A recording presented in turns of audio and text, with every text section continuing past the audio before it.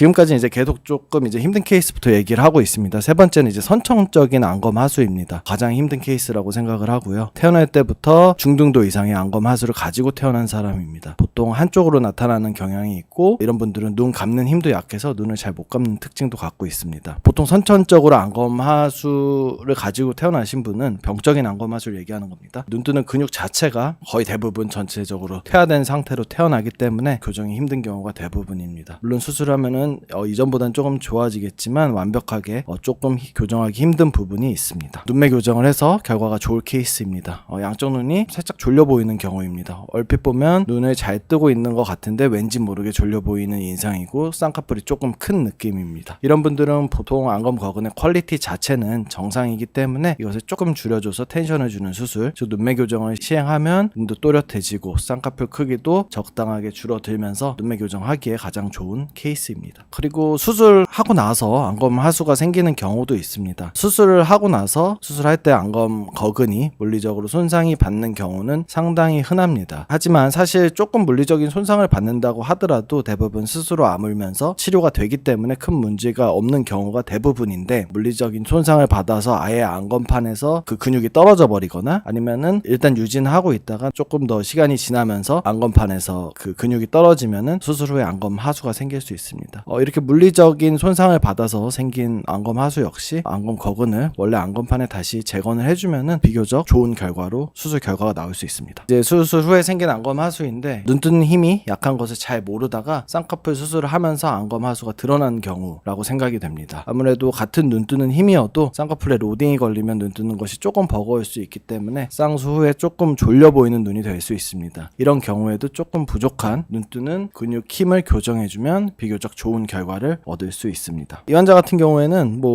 눈 뜨는 겹주름이 져 있음에도 불구하고 눈은 비교적 잘 뜨고 있는 상태입니다. 하지만 이제 라인이 여러 개 겹주름이 지고 있는 상태입니다. 이런 경우에는 라인을 하나로 찝어주면서 눈을 또렷하게 뜰 수 있도록, 눈 뜨는 힘이 거의 정상이기 때문에 비절개로 눈매 교정을 추가로 시행하면은 하나의 라인 그리고 또렷한 느낌을 얻을 수 있습니다. 비절개 눈매 교정이 사실은 제일 많이 상담할 때 얘기를 하시는 수술 이름에서 가장 많이 언급되는 수술 중에 하나인 것 같아서 제가 말씀을 드리면은, 저 같은 경우에는 비절개 눈매 교정의 효과에 대해서 많이 신뢰를 하진 않는 편이고요. 그래서 굉장히 보수적으로 적응증을 잡는 편인데, 아주 경도에 심하지 않은 안검하수 혹은 정상 눈 크기에서 조금의 또렷함을 원할 때 그 케이스를 잡고 있고, 사실 중등도 이상, 중간 이상의 안검하수, 진짜로 안검하수가 있는 환자에게서 지속 가능한 효과는 주지 못한다고 생각을 하고 있습니다. 아주 많이 하는 수술은 아닌 것 같습니다. 저 같은 경우에는.